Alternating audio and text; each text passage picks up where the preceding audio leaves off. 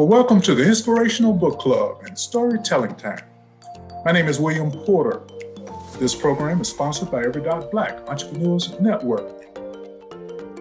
We're going to get started with a book lover's prayer. Let the pages be ever turning. Let the words run on and on. May my eyes be ever reading, my imagination ever strong. Let my mind remain wide open to the discoveries within. May I never lose this passion for a story to begin. May the stories, they be plentiful. May I find my cozy nook to ever read and carry on the love of a good book. The foundation scripture for today's meeting comes from 2 Corinthians, the 4th chapter and the 18th verse. And it reads, "While we do not look at the things which are seen, but at the things which are unseen. For the things which are seen are temporary, but the things which are not seen are eternal." The story title for the meeting today is Fred Travels to Flint. And the agenda is you will see a part 1 audio-visual version of the story, and we'll have discussion points afterwards. And then part 2 of the story, audio-visual, and discussion points after that. Then we'll have testimonies, and finally we'll have announcements and the adjournment. So we're going to go ahead with the first audio-visual.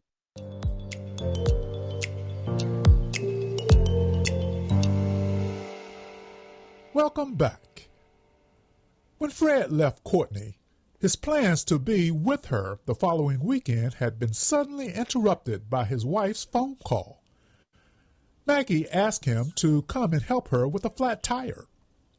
Fred wasted little time in getting on the road, and when he did, he was met by driving rain and howling wind. His 3-hour drive led him toward Flint to assist Maggie, who was stranded on the side of the road.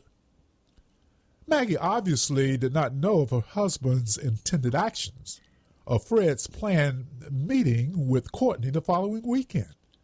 At that time, she intended to be in Flint, attending her mother's birthday celebration. She patiently waited for him to arrive in order to change the flat tire she had told him about on the phone. It was about 6 o'clock in the evening when Fred answered the call from Maggie. During the 3 hours of his drive, Fred had to confront a rain that had decreased, but the wind was still howling. It was certainly a miserable drive. As Fred drove closer to where Maggie's car was located, the rain had diminished to only a drizzle. Soon he would enter the forested area where she had told him her car was. After making the exit that Maggie had told him over the phone, Fred saw her car about a mile down the road. He soon drove up behind her vehicle and got out. With Fred now outside the vehicle, he was met by only that drizzle. But the wind continued to howl, and the temperature was also an issue. "Boy, it's colder out here than I thought, and this wind is no joke," Fred said to himself. As the wind continued to howl, Fred slowly walked to her car and peeked inside. He found her fast asleep. Fred did his best not to frighten Maggie when he knocked on the window. Then he called her name softly. "Mag, Mag, wake up, I'm here." Then he muttered to himself, "Let me get in this car because it's so cold out here." Maggie quickly woke up and did not appear to be afraid at all. Rather, she quickly processed in her mind that it was Fred. So she then lowered the window and she said to her husband, "I'm so glad you're here. Come on inside for a minute. You need to get out of that bad weather." Then Maggie, still sitting under the wheel, opened the door to the passenger side. Fred came in and quickly closed the door behind him. He leaned over and gave her a kiss, then asked her, "Mag, are you okay?" "Yeah, Fred. I had such a good nap while waiting for you," she replied. Maggie quickly tried to change the tone of the discussion after Fred entered the vehicle. She said, "I know I have a flat tire, but I found this real nice radio station. It's so relaxing, don't you think? I just couldn't wait for you to arrive, but I fell asleep with the radio still playing, and that's how you found me when you got here." After greeting Maggie and warming up a bit, Fred said to her, "Well, Mag, I would love to stay here with you, but I really need to get going out there to change that tire. But it won't be long before I finish, and you'll be able to drive to your parents' house, and I'll be right behind you." At that point, Fred got out of Maggie's car. He braved the elements to do what he knew he needed to do in order to get the vehicle functional again. Fred did all the things necessary in changing the tire on Maggie's car, even in the inclement weather that was occurring. After about 30 minutes, Fred knocked on the window as he did when he first arrived on the scene. After Maggie rolled down the window, he said to her, "Meg, everything is ready. I've changed the tire, so now we both can take off for Flint. You are good to go. As you drive, I can follow you until we get to your parents' house. Yeah, I'll be right behind you." It was only a short drive from where Maggie's disabled vehicle was to her parents' house, but the weather had gotten progressively worse. What was once only a drizzle was now a driving rain, accompanied by rolling thunder and occasional lightning. Soon, Maggie and Fred arrived at her parents' house. Missy was expecting them both because Maggie had called her earlier. They then exited their vehicles and headed toward the front door without umbrellas to protect them from the driving rain. They stumbled forward, walking while attempting to cover their heads with the large coats they were wearing. As they approached the house, her mother, Missy, would be there, waiting to receive them. As Fred and Maggie approached the front door of her parents' house, it was such an uncomfortable walk to their vehicles. The howling wind gusts, with the constant rain and occasional thunder, made the setting within and around the house appear like the set of a horror movie. But Missy, Maggie's mother, was there waiting for them. "Come on in, you two. You look drenched," Missy said.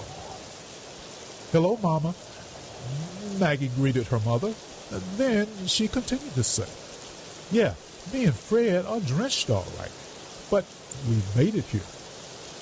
Maggie proceeded to lead Fred past the front door and into the house. Once inside, she closed it. Yes, she left all that wind and rain outside where it belonged, she thought. But the sound of the weather had not totally left them, as only a faint sound of the wind and rain remained. While now inside the house, both Maggie and Fred changed into dry clothing, but still desired to warm themselves up a bit. So they took advantage of the large fireplace in the living room by going over and standing in front of it. While standing there, they began to gaze out a window nearby and saw the driving rain that they were exposed to only a short time earlier. They also could faintly hear the howling wind, while the raindrops could be heard hitting the roof and the side of the house. It certainly made the both of them satisfied with being indoors, sheltered from those weather elements. After standing in front of that fireplace for a while, Maggie said to her husband, "Boy, This heat feels good, Fred. This fireplace has always given out good heat. I remember it when I was a little girl.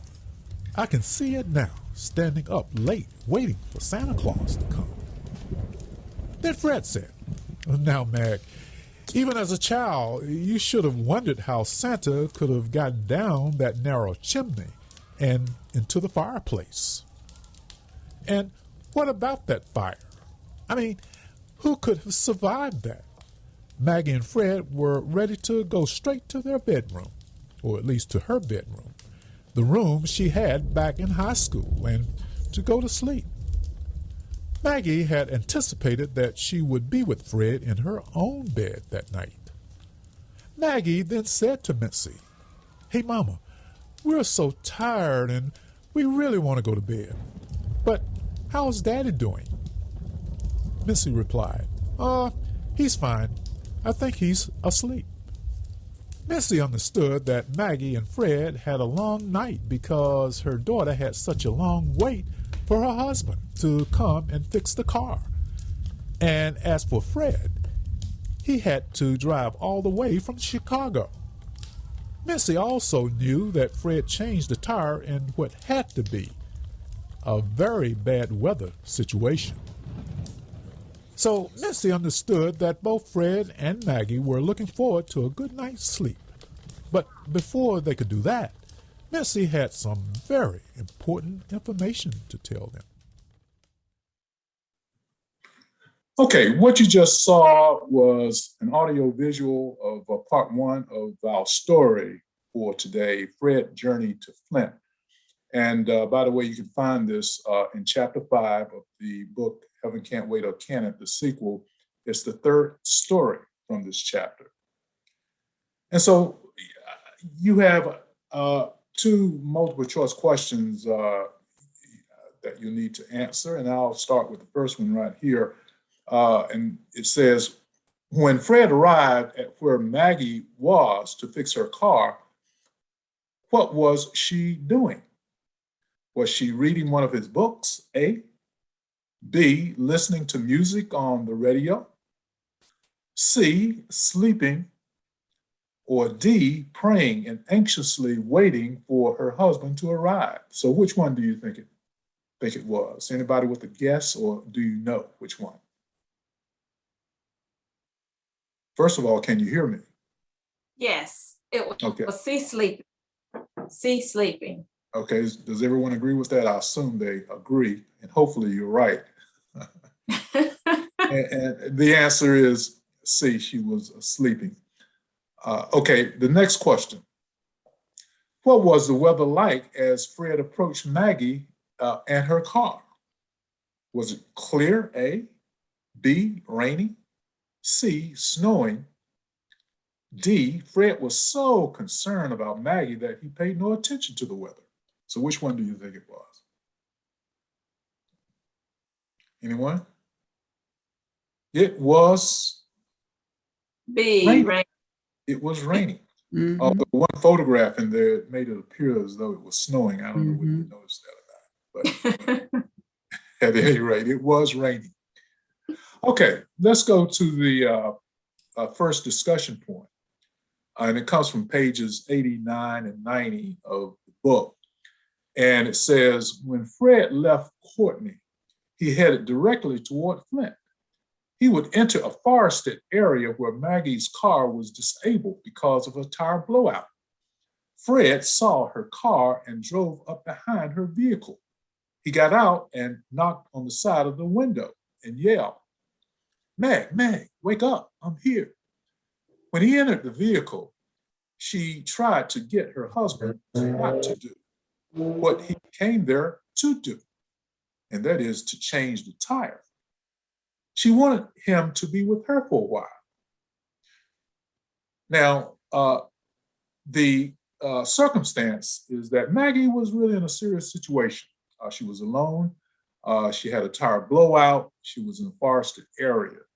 It's not a good situation. And so the question is, what caused Maggie to want to keep Fred from doing his job, that of changing a tire, to remain in the car to be with her. Does anyone have any answers to that? Do you think she was really that excited to see him or not really? Any question? Anyone want to answer that? Well, could I answer? She really wasn't that excited to be with him. And that might seem unusual. And by the way, before he came to pick her up when he was back in Chicago, he actually was with Courtney. And that's another very interesting situation. If you read the book, you would know that he had his own interests at that particular time, but we won't get into that right now. But at least when he got there, it was rainy, and he really wanted to go ahead and fix the flat tire that Maggie had. But she wanted him to be in the car and be with her for a while. Maggie felt guilt. That was the problem. Maggie felt a lot of guilt. And from the relationship she had with Freddie, which had just ended. Now, keep in mind, she had just come from Freddie's. That was her coworker who she was involved with, okay? He was with Courtney. Now, Courtney was their friend. Courtney was married to Gates, and the Courtney and Gates Manley were friends to Fred and Maggie Mintz.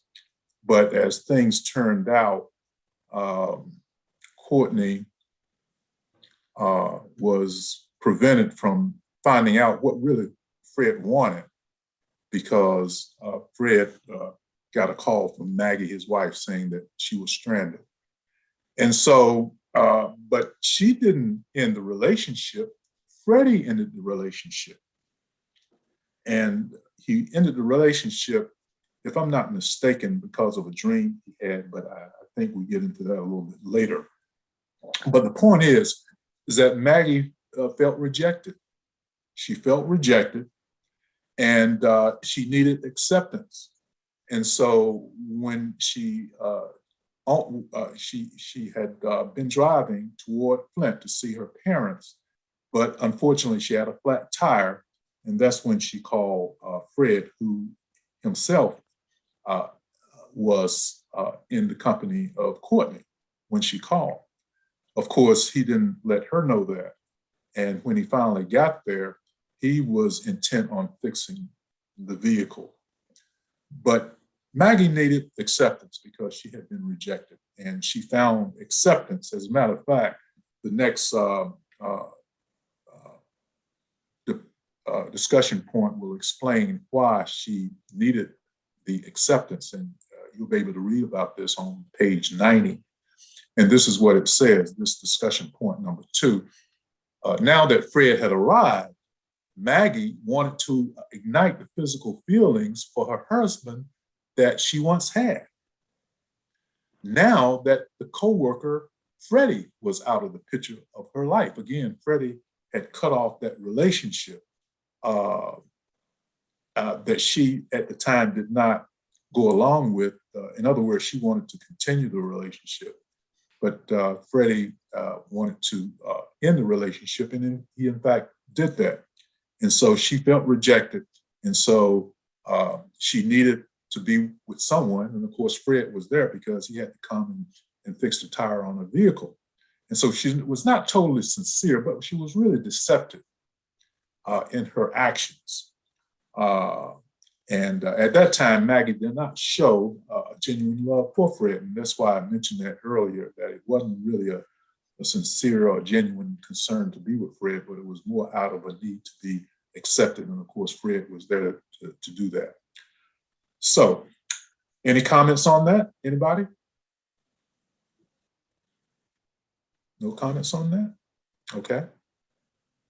Now let's go to a definition of deception, because that's what we're dealing with here. Maggie, in a sense, deceiving Fred, pretending that she really wanted to be with him when, in fact, she wanted to deal with the rejection that she just received from Freddie, of course, whom Fred didn't know anything about that particular relationship. And to make someone believe something that is not true, that's a definition of deception. And I'm sure all of you know what deception is about. And so it wasn't that Maggie didn't love Fred. As a matter of fact, Maggie loved Fred. She loved him a lot, as a matter of fact. It was the love of her life. They met in college, and I think it was last session, or maybe the session before last, we found out that before or upon Fred's graduation, he relocated to Hawaii. And that was one reason why I gave Maggie an opportunity to develop a relationship with Freddie, whom at the time, both, or at least Maggie, was not married at the time. So it was perfectly legitimate from her standpoint. But she was distracted, and she was distracted by Freddie. And again, she was distraught because Fred had relocated to Hawaii. Okay, so now the question, or at least another question, is this: how deceiving are we sometimes in our actions or words? We don't want to put too much of Maggie on a guilt trip, when in fact deception actually is around a lot. We do it without even knowing that we are in a situation of deception, deceiving someone. So do you agree with that? How deceiving are we sometimes in our actions or words? Mm-hmm. Well, we definitely are. We definitely are sometimes walking in deception. And it can be for a good purpose sometimes. But most of the time the intent is evil, and that's not a good thing.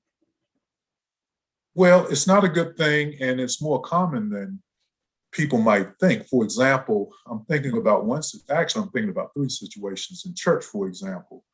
I hear ministers a lot say that, well, you know, everybody is fine in church. Everybody put on that church look. But that's what you need to do, not only on Sunday, if that's your Sabbath day, but you need to do that on Monday and other days of the week as well. When in fact, once we get away from that sanctuary, sometimes our actions are a lot different, simply because we're not in that particular kind of setting. And so in that sense, even in church, sometimes we're deceiving because we're not the way that we really are much of the time outside of church, unfortunately. Do you agree with that or not?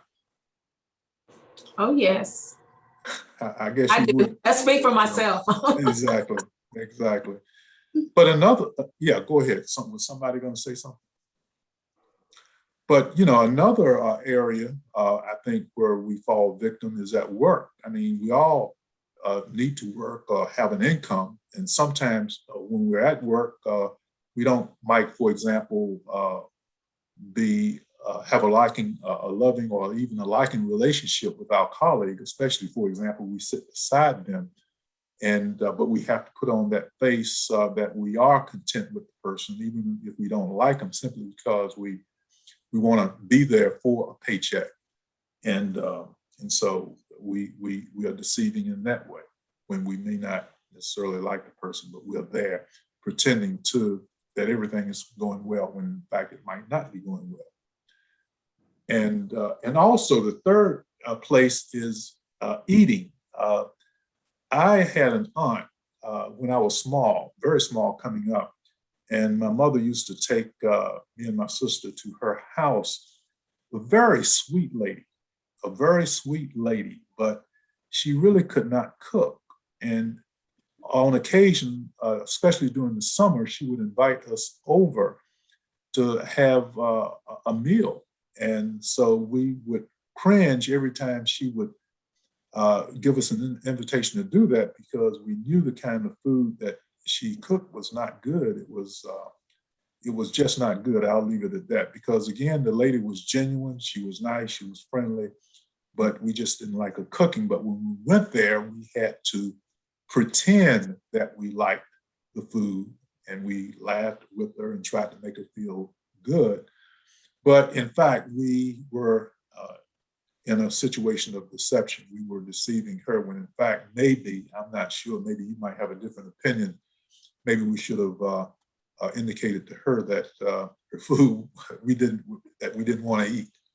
But you're getting into another issue where, in terms of culture, where in many cultures, if you don't eat when offered food, then that's considered not being friendly. And so we certainly didn't want to make her feel that way. Mm-hmm. Any other comments about common ways that we're deceiving sometimes? Nothing else? And by the way, Agamwabi, Deborah, we're glad to have you in the meeting. Can you hear us? Yes, thanks. Yes, I can hear you. Great to have you. Me. Okay. All right. Well, let's move on to 2 Peter, the second chapter, verses 2 and 3. And Peter expresses his concern about deception. It's not good at all. I think, Ms. Jones, you mentioned that.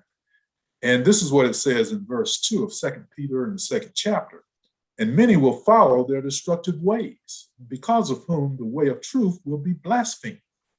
So that doesn't sound good. And then he goes on to say in verse 3, by covetousness, they will exploit you with deceptive words. For a long time, their judgment has not been idle, and their destruction does not slumber.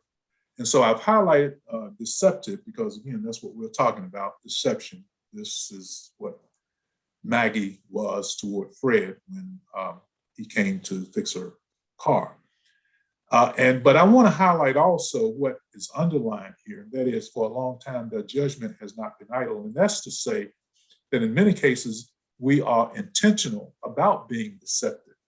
And so, and that, of course, makes it even worse when we intentionally are deceptive. In many cases, it's for a harmful reason. It's not for a helpful reason.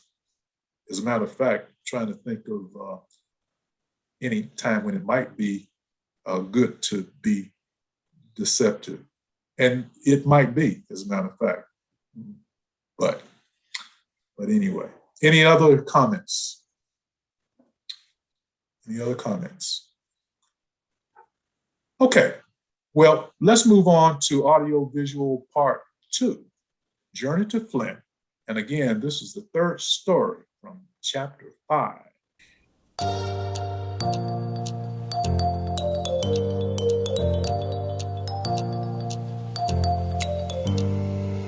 Welcome back. Now it was time for Missy to tell Maggie something that was very important. She began by saying, Maggie, I have a surprise to tell you. Instead of heading to her bedroom with Fred, Maggie listened to what Missy had to tell her. Maggie, you know Sandra has been coming here a lot, and she's here tonight, Maggie's mother said to her. Well, that's interesting, Maggie responded, sounding less than excited about those words. With that answer, Maggie thought, what in the world is Sandra doing here so late at night?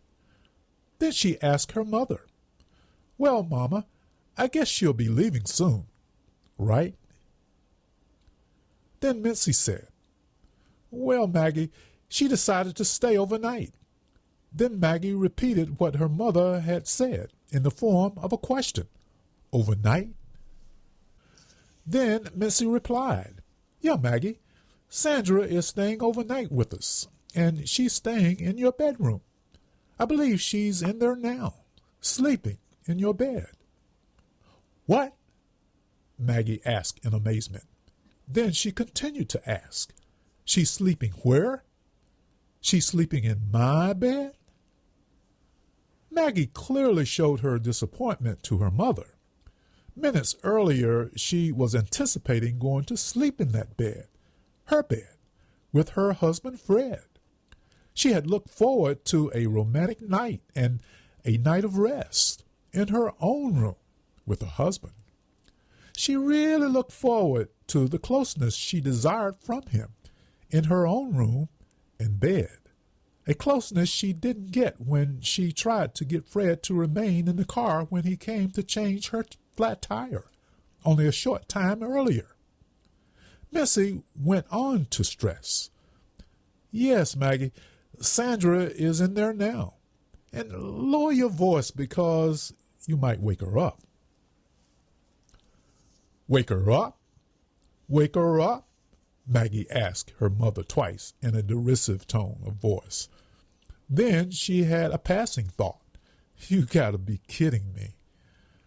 Then Missy said, "Well, Maggie, I sense that you're not happy about not being able to sleep in your own bed tonight. But I hope it's okay with you just for one night. You know, Sandra has been so helpful around here, especially lately since you haven't been here much. And Matthew loves her. Yeah, they form quite a bond together." While Maggie tried to gather herself, she soon cooled down after realizing there was nothing she could do about the situation. Sandra would be the one sleeping in her bed on this night.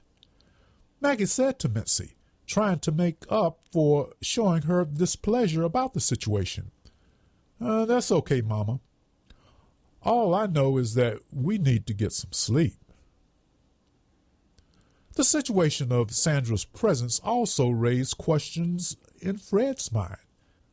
He asked Mincy's mother, "Well, where will we sleep tonight, Mincy?" "Me and Meg."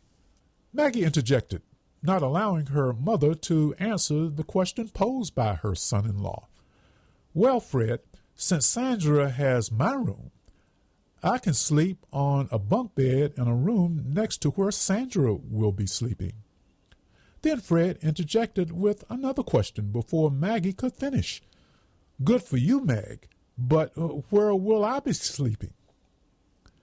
Before Maggie could answer Fred, Missy sensed the concern on both their faces and said, "Listen, you two, I know you're exhausted, but don't worry. Maggie, you're right. There's a bunk bed in the guest bedroom where you can sleep tonight. The only thing is that there's only room for one person. So, Fred, you'll have to sleep in the living room where that large couch is. But it's very comfortable, and it's next to the kitchen." Then Missy returned her attention to her daughter. "You know, Maggie, I remember when you were small and how you used to get up at night and go straight from your room to the kitchen for one purpose, to get into the refrigerator. You didn't think your father and me knew about that, but we did. But anyway, Fred, tonight it'll be right there for you since you'll be sleeping on that couch in the room next to the kitchen." "I do remember that, Mama, but I'm so tired tonight, I'm not even thinking about getting up before daybreak," Maggie told her mother. Missy responded to Maggie, then said to Fred, "Okay, Maggie, I know you'll sleep well in there tonight. And Fred, you feel free to get anything you want out of that refrigerator." "Thanks, Missy. That'll be fine," Fred said, reassuring her that he had no problem with the sleeping accommodations she had described. He realized that Maggie had enjoyed the same privileges when she was growing up and sleeping in her own bedroom, located so close to the kitchen. But now it would be occupied by Sandra, someone Fred had yet to meet. While Fred had no problem with the arrangement that Missy had established because of the presence of Sandra, it did raise a few questions in Maggie's mind. While Maggie had no reason to dispute what her mother was saying about Sandra being a nice person, she was taken aback with her becoming so close to her parents that they felt that she could stay with them overnight, in her bedroom no less. Maggie then finally said to Missy, "Well, I guess these arrangements are okay, Mama, like I said earlier." Maggie gave grudging approval to accept Sandra as an overnight guest. Maggie hadn't considered that Sandra had become such an important part of her parents' lives. Missy had told her that Sandra even attended church with them on at least 2 occasions. Yes, Sandra had become very important to Maggie's parents. Sandra had mentioned to Maggie a sermon she heard at Mark Methodist when she went to church with Missy and Matthew. Sandra said that she was particularly interested in the minister talking about how God speaks to people. On one occasion, when Sandra was visiting Maggie's parents, she carried on a conversation with Missy about the subject. She said to her, "Menzie, the minister said that God speaks to us, but I've never heard him speak to me. That's kind of interesting, don't you think?" "Well, Sandra, God does speak to us. As Pastor said, he speaks to us sometimes directly through the Holy Spirit. When he speaks to us that way, there's a voice deep inside of us that we can hear, and we know that it's him speaking to us. That is, if we are sensitive to that voice. In fact, it's in the Bible. Here, I'll look it up for you. It's in John 10 and chapter 4. And here it is. Let me turn to it. Okay, here it is. It says that if we are his, we will hear his voice. And I'm summarizing what this verse is saying. But listen to this. The key, Sandra, is not just hearing his voice. It's our sincerely believing that voice and expecting. And let me repeat that for emphasis. Expecting that God will do what he says. That's what it says in Hebrews, the 11th chapter, and the 6th verse. Check it out sometimes for yourself. Now, let me ask you a question, Sandra. Were you ever taught the Holy Trinity in the church? Well, Menzie, I've heard of the Holy Spirit, but I don't understand it. And Jesus, didn't they kill him? I know he was supposed to have arisen from the dead, but if he did, where? Where did he go?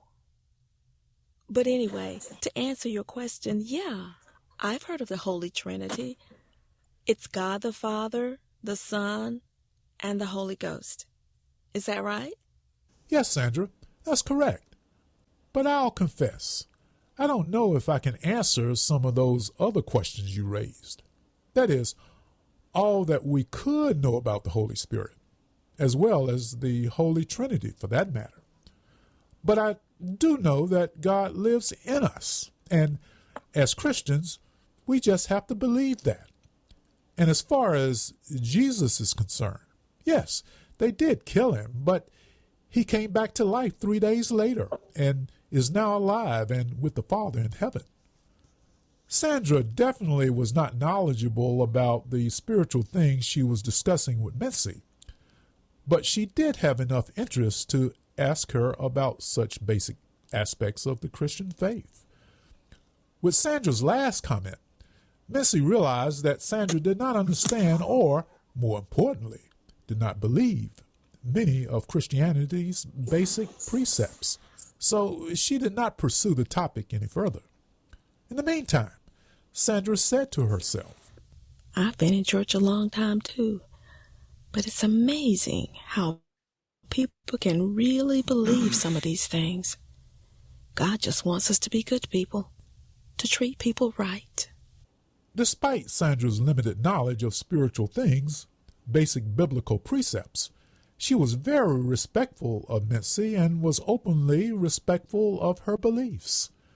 To her, the world was strictly a physical place, and the only spirits around were those in haunted houses that showed up on Halloween. Well, soon all the discussion would be over and everyone would take their place in their rooms on this stormy night. Sandra was in Maggie's room, presumably asleep, and had not been awakened by all the chatter that had been going on. Matthew also was asleep, Fred would have to wait to meet Sandra the next morning, as well as to renew his association with his father-in-law, Matthew. Well, let's take another break, and when we return, we'll close the show. Well, that's all for today. Return with us next time when we will see how Sandra reacts further to seeing her friend Maggie, and especially Maggie's husband, Fred, whom she had yet to meet. Okay, we'll be right back with questions, answers, and comments. So hang on. Okay, again, we just saw audio visuals part 2. And here's our multiple choice question.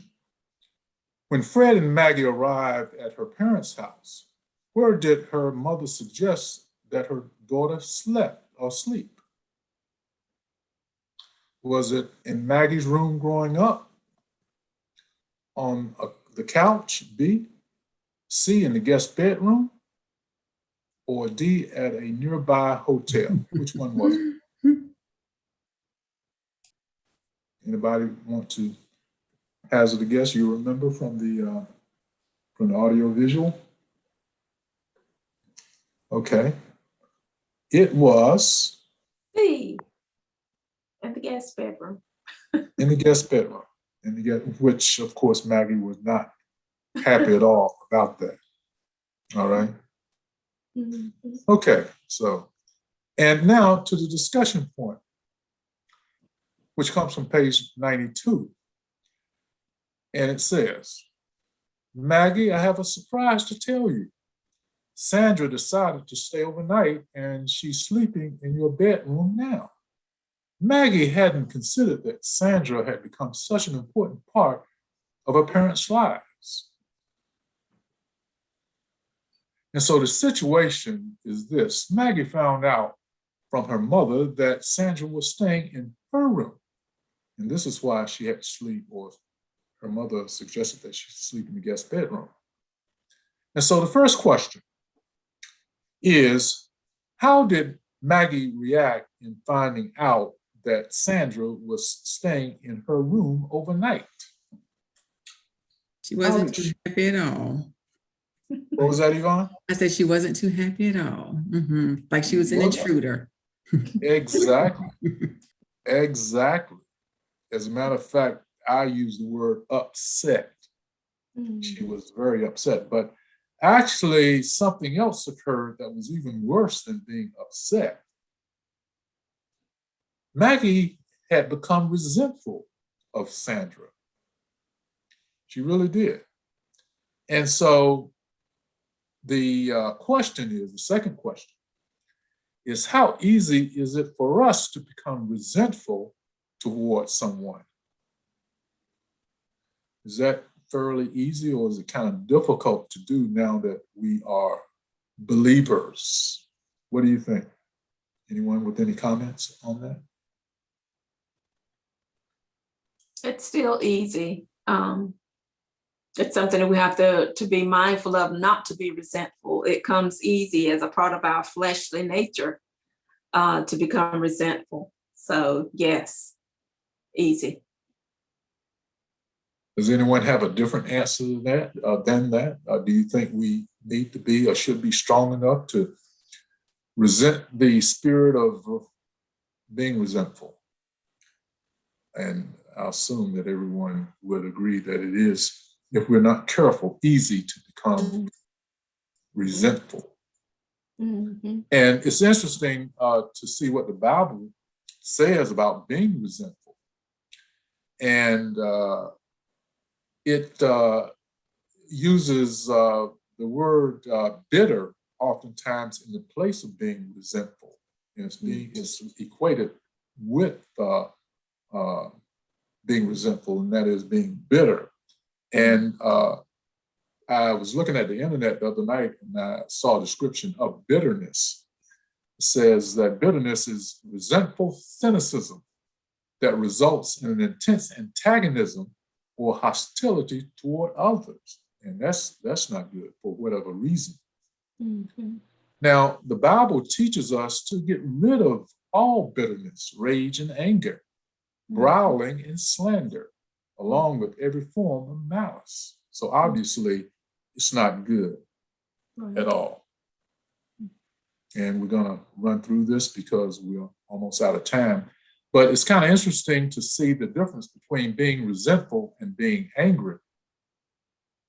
And let's take a look at Ephesians, the 4th chapter and the 26th verse. And it's kind of interesting what the Apostle Paul says here. He says that, be angry and do not sin. Do not let the sun go down on your wrath.